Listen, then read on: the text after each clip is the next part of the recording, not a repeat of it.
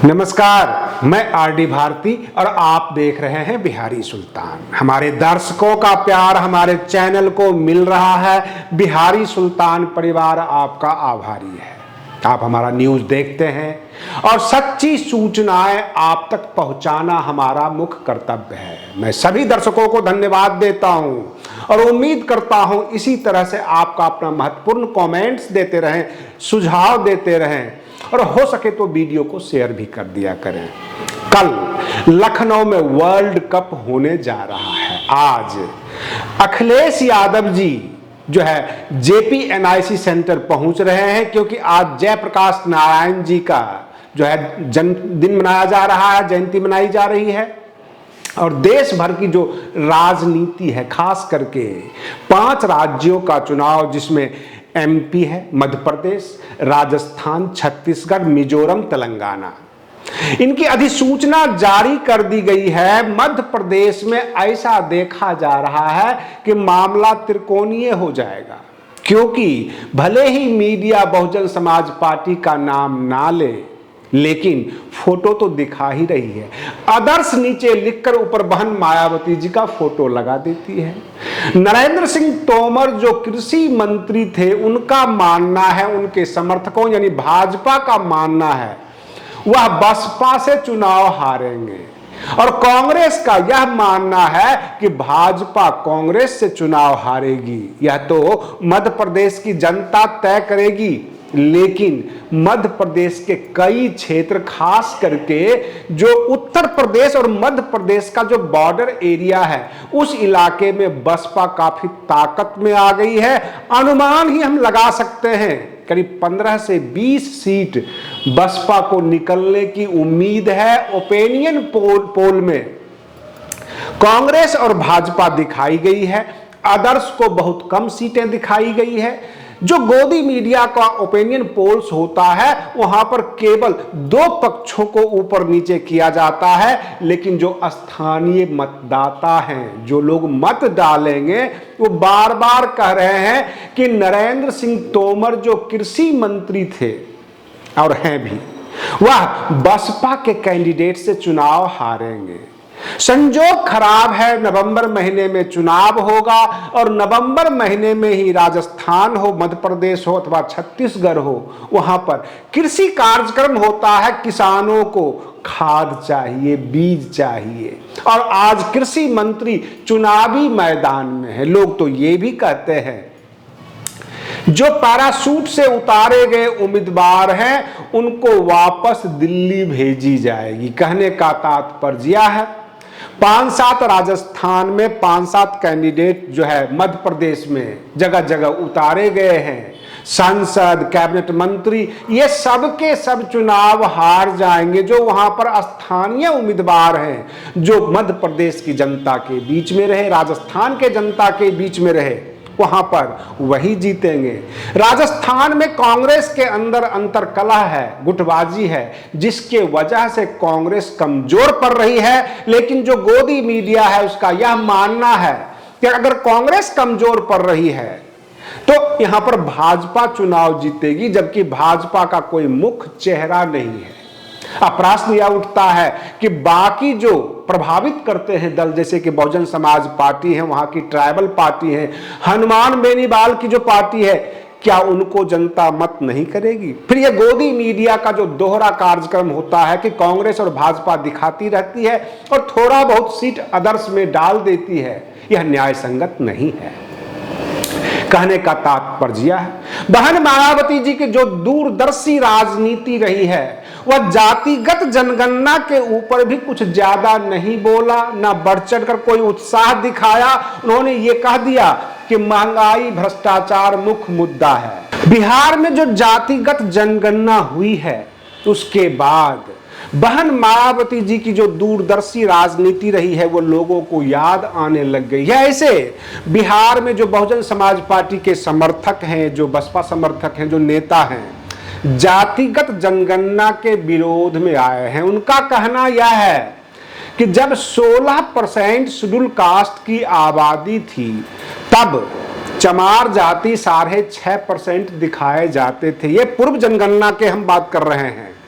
अब जब नई जनगणना की गई है, सर्वे किया गया है जातिगत जनगणना, इसमें 16% से बढ़कर SC 21.5% पर आ गया और जो चमार जाति की जनगणना है वो 6.5% से घटकर 5% पर आ गया। यह भेदभाव नहीं तो और क्या है। नीतीश कुमार और तेजस्वी यादव जी के बगल में कोई दबंग शेड्यूल कास्ट शेड्यूल ट्राइब्स के नेता नहीं है, इसलिए हमारे जो गिनती है, जो गणना है, वह घटाई गई है। सबसे बड़ी बात यह है कि जो शिक्षा के मामले में राजनीतिक रूप से जो है अवेयर नहीं है, जो लोग जिनकी जातियां, उनको कम कर दिया गया है। कभी आप बिहार में घूमकर देखेंगे, जो मुसहर जाति का जो मोहल्ला होता है, वहां पर बाबा साहेब भीमराव अंबेडकर को बहुत कम लोग जानते हैं, फोटो नहीं पहचान पाते। वहां की जो महिलाएं हैं, खेतों में काम करती है, राजनीतिक रूप से वो काफी फर्टाइल नहीं है, उनके वोट की खरीद फरोख्त होती है। और जितने भी ओबीसी में नेता है, यह ओबीसी कहकर केवल संख्या बल इकट्ठा करते हैं, हमेशा शेड्यूल कास्ट शेड्यूल ट्राइब्स को दबाकर रखते हैं। ये ओबीसी के अंतर्गत जितनी भी जातियां और नेता आ रहे हैं, क्या हमारे दर्शक इन बात से सहमत हैं? क्या उत्तर प्रदेश में भी ऐसा होता है कि SC ST OBC कहकर एक जगह इकट्ठा किया जाए और उसमें शेड्यूल कास्ट के नेताओं के उनके मुद्दों को आगे नहीं किया जाता है, केवल संख्या बल बढ़ाने के लिए इनको एकजुट किया जाता है। अगर बहन मायावती जी दबंग लीडर हैं, बड़ी लीडर हैं, मास लीडर हैं, तो उनका विरोध किया जाता है। क्या ये सच है? और सच्ची बात यह है कि जब जातिगत जनगणना पर लोग यह भी सवाल कर रहे हैं कि सबसे पहला गुनाह तेजस्वी यादव और नीतीश कुमार जी ने किया है। अगर नीतीश कुमार को इतना ही फिक्र है तो सबसे पहले अपनी जाति में वह SC ST OBC को स्थान दें और सवर्ण नेताओं को बाहर निकालें।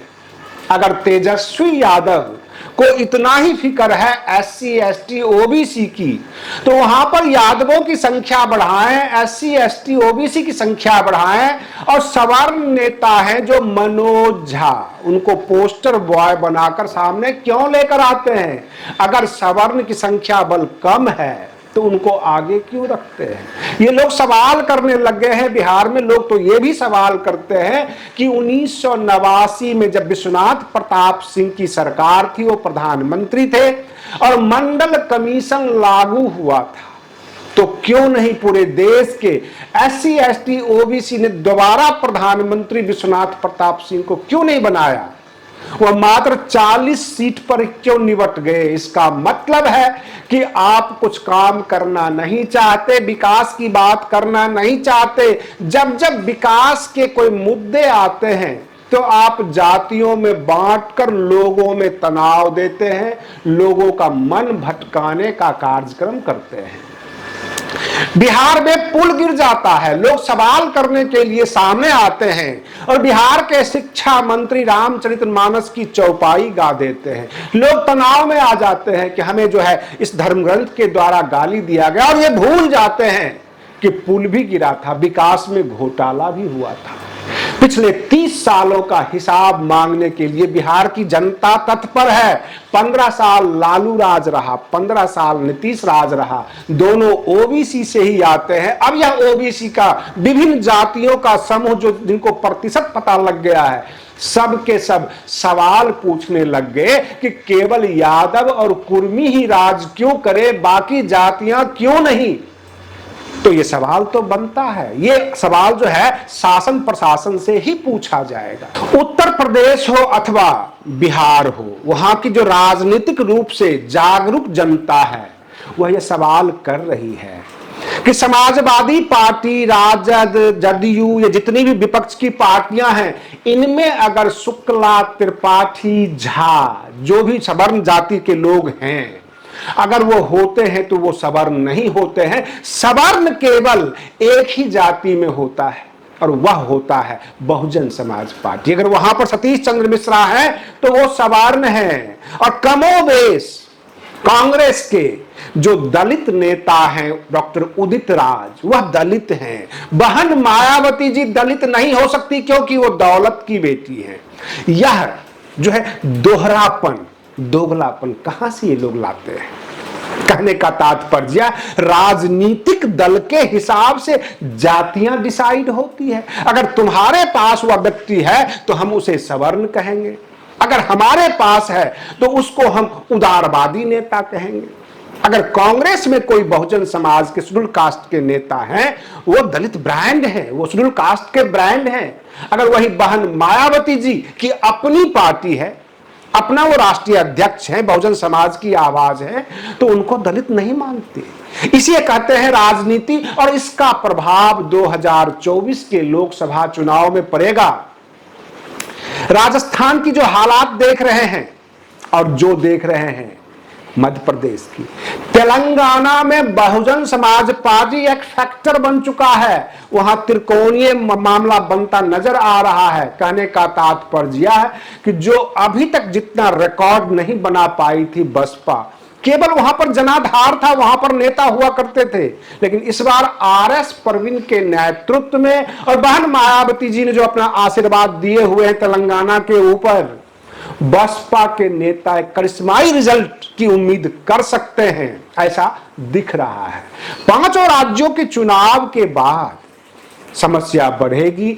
इंडिया गठबंधन में भी बिखराव होगा, लोगों को अपनी अपनी ताकत समझ में आ जाएगी। और बहुजन समाज पार्टी के बारे में जो एक सोच थी, मैं उसकी बात कर रहा हूं, जो बहुजन समाज के अंदर सिविल सोसाइटी पनप रही है जागरूकता के नाम पर, उनके पास एक तकलीफ थी। हमेशा बहुजन समाज पार्टी को भाजपा की बी टीम कहा करते थे। क्यों कहा करते थे, मैंने कई बार अपने वीडियो में, अपने न्यूज कार्यक्रम में आपको बताया है।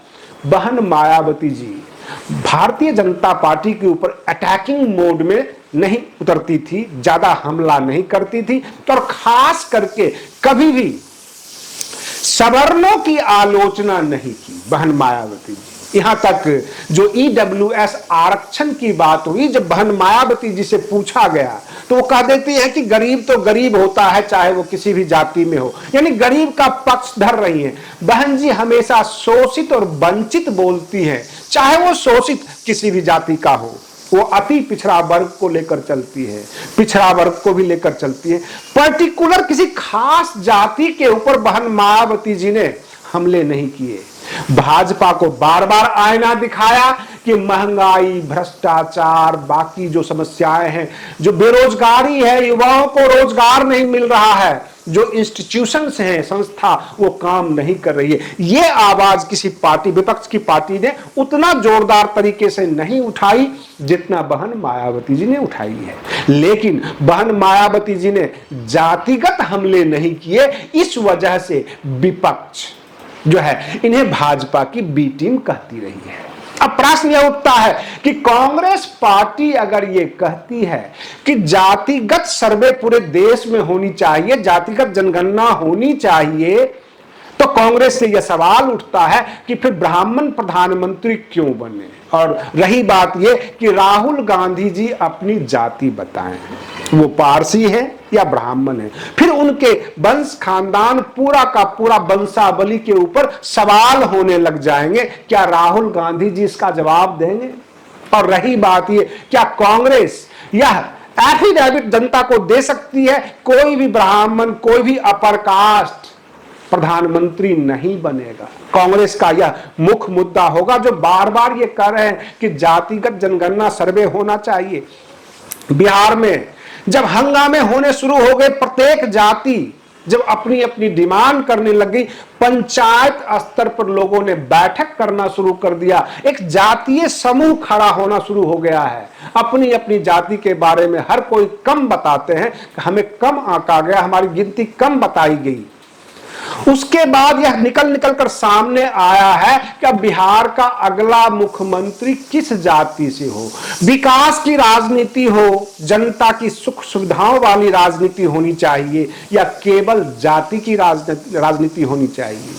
ये सवाल पैदा हो गया। लोकतंत्र के लिए खतरा भी है और लोगों ने यह भी कहना शुरू कर दिया कि संविधान में वर्ग है, जाति नहीं है। वहां पे शेड्यूल कास्ट है, शेड्यूल ट्राइब्स है, ओबीसी है, सामान्य वर्ग है, वहां पर जाति तो नहीं बताई गई। तो जाति की राजनीति करने के लिए कहीं न कहीं से लालू परिवार की यह सोची समझी साजिश तो नहीं है। कुछ नेता तो यह भी कहने लग गए कि अंतिम समय में लालू प्रसाद यादव जी ने नीतीश कुमार को पटकनी दे दी जातिगत सर्वे कराकर, और यादव जाति को 14% की गणना दिखाकर यह बता दिया, यह संदेश दे दिया कि कुर्मी को मुख्यमंत्री नहीं होना चाहिए, यादव को होना चाहिए। और इस तरह से जातीय जनगणना जो है गोलबंद होना शुरू हो गई। अगर उत्तर प्रदेश में भी अगर ये बात होती है तो समस्या और विकराल होगा। जो विकास की राजनीति है उसके ऊपर बहस नहीं होगी। सबसे बड़ा राज जो इस देश का है केवल जातियों में बंटकर रह सकता है। बहन मायावती जी ने भी अपनी ट्वीट में यह कह दिया कि महंगाई, भ्रष्टाचार, बेरोजगारी, लोगों की समस्याएं, सबसे ध्यान भटकाने के लिए विपक्ष के कुछ दल जातिगत जनगणना और सर्वे में उलझी हुई है। रही बात ये, जातिगत जनगणना जब कराई गई तो हाईकोर्ट में यह कहा गया कि हम उनके सोशल स्टेटस, शैक्षणिक स्तर बताएंगे, यह नहीं बताया गया। इसका मतलब उद्देश्य साफ जाहिर होता है, केवल हम प्रतिशत और व्यक्ति की गिनती बताएंगे ताकि हमें राजनीतिक लाभ हो। शैक्षणिक जो है ये बताएं कि सामान्य वर्ग में कितने लोग शिक्षित हैं, मुसहर जाति में कितने लोग पढ़े लिखे हैं, क्योंकि मैं ये दावे के साथ कह सकता हूं कि आप जो है मुसहर जाति में 99% आप ये देख सकते हैं वो अशिक्षित हैं। ऐसा हमने अपने सर्वे में पाया है, हमने देखा है। रही बात ये कि अब तो सवाल यह भी उठ रहा है कि जो लोग SC, ST, OBC में अधिकारी बने हैं, नौकरियां प्राप्त किए हैं, उनका भी बैकग्राउंड देख लीजिए और यह भी देखिए कि जो सामान्य जो है OBC है, जो सामान्य SC, ST हैं, जो गांव में हैं, जिनका परिवार झोपड़ियों में है, उनका शिक्षा का स्तर क्या है, इस सबके ऊपर चर्चा होनी चाहिए। यह चर्चा अब शुरू हो गई। कहने का मतलब यह कि अब SC, ST, OBC में भी क्रीमी लेयर की बात किया गया। जिनका बैकग्राउंड मजबूत है वही आरक्षण का लाभ लेते हैं। कुछ लोग तो यह भी कहते हैं इन्हें आप 100% भी आरक्षण अगर आप दे दीजिएगा तब भी इनका सुधार इसलिए नहीं होगा क्योंकि इनके पास शिक्षा नहीं पहुंचती, इनके पास स्वास्थ्य की सुविधा नहीं है, ये कुपोषण के शिकार है, भरपेट भोजन नहीं मिलता, इनके पास मकान नहीं है। ऐसी हालत में अगर आप 100% भी आरक्षण दे देते हैं तो उसका लाभ नहीं ले पाएंगे। राजनीति में वही लोग हैं जिनका बैकग्राउंड में भी उनके पूर्वज राजनीति में रहे हैं। सभी जो है SC, ST अथवा OBC के लोग राजनीति में नहीं आ पाते हैं क्योंकि राजनीति अब खर्चा मांगती है और इनके पास खर्च करने के लिए पैसे नहीं होते।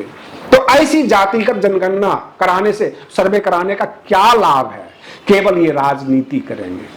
रही बात ये कि उधर जो केंद्र सरकार है अपने विपक्षी दल के नेताओं को ED, CBI, IT के द्वारा जो प्रताड़ित कर रही है, क्योंकि संजय सिंह जो आम आदमी पार्टी के राज्यसभा सांसद थे उनकी रिमांड पर रिमांड बढ़ रही है और यह बिल्कुल सभी लोग समझते हैं, खास करके वे लोग जो कानूनी रूप से फर्टाइल हैं, जो कानून को समझते हैं, एडवोकेट, कि रिमांड की अवधि तब बढ़ती है जब जांच में कुछ नहीं मिलता है। तो जांच एजेंसी बार बार आग्रह करती है न्यायालय से कि हमें रिमांड की थोड़ी और अवधि बढ़ाई जाए क्योंकि हमारी जांच पूरी नहीं हुई।